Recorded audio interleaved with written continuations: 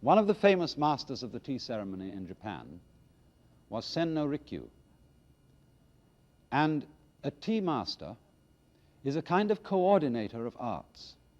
For the tea ceremony involves not only simply the drinking of tea, but also the ceramic and other utensils connected with it, the building of the house in which the tea ceremony is held, and the construction of the garden in which the house is placed. And so a tea master is a man who has supervision of all these various arts and casts over them the influence of his exquisite taste. Now, when Rikyu was studying the art of the garden, his master one day directed him to sweep the path.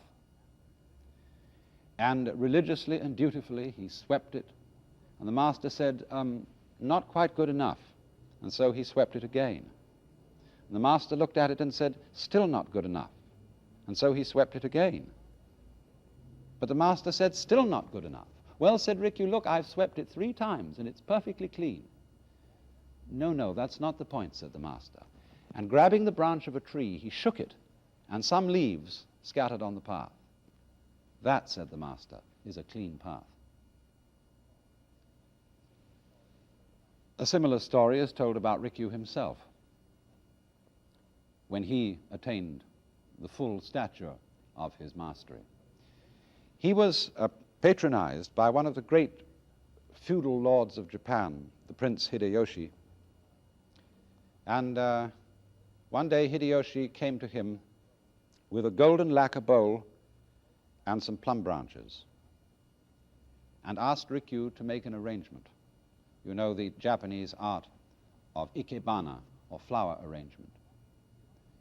But what Rikyu did was simply to knock the blossoms off to float on the water. And the pattern of random blossoms on the surface of the water, with the gold light of the bowl beneath, was a perfect creation, but done, as it were, in an accidental way. This, too, is the spirit of Wu Wei, or non-interference with nature. Let me give you another illustration of this, which is rather fascinating. It's also a story connected with Rikyu. There was a feudal lord of some kind, I forget who he was, a noble, who owned a tea caddy that he was very proud of, and it was a ceramic tea caddy. And he invited Rikyu to have tea with him one day and used the caddy, but Rikyu made no comment about it. And so the nobleman thought, well, it really isn't a very good one after all, and he was so angry that he smashed it. But a friend of his procured all the pieces and had the tea caddy mended.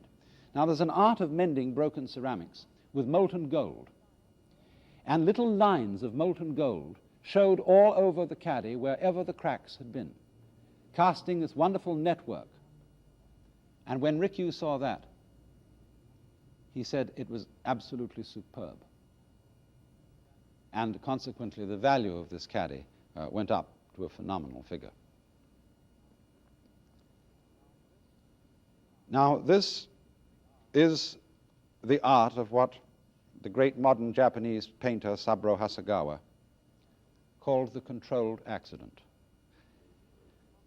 And you see there is the combination in the idea of the controlled accident. The accident being the spontaneity of nature, the control being the contribution of man.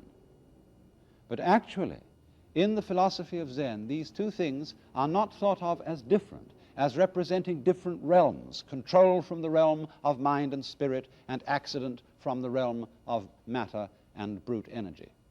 They look upon the two as one energy, and therefore the intelligence of man working in nature simply being a more elaborate form, a more complex form of the same forces that are, as I said, shaping the trees and the ferns.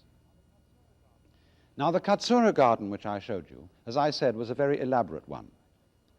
And for my taste, the extremely simple gardens that you often find in Zen monasteries are still more marvelous.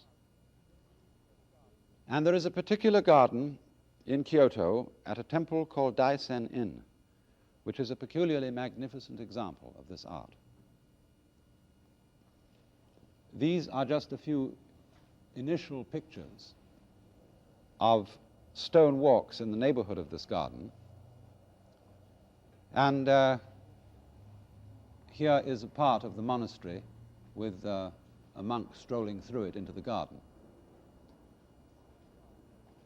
These gardens are made primarily of rock and sand, and you see in this painting of Sechus, which is shown here, the marvelous feeling for rocks which inspired both the painter and the gardener.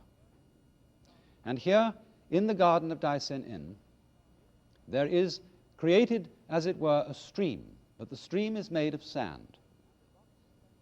And the rocks selected for it could well be called living rocks. I think nothing shows the absence of alienation between man and nature more than the Zen artist's treatment of rocks. You see, rocks, minerals, are the part of nature that we think most dead. And here they are shown as most alive. You know, the art of bonseki, or the cultivation of rocks, is a very, very highly regarded artistic pursuit in Japan.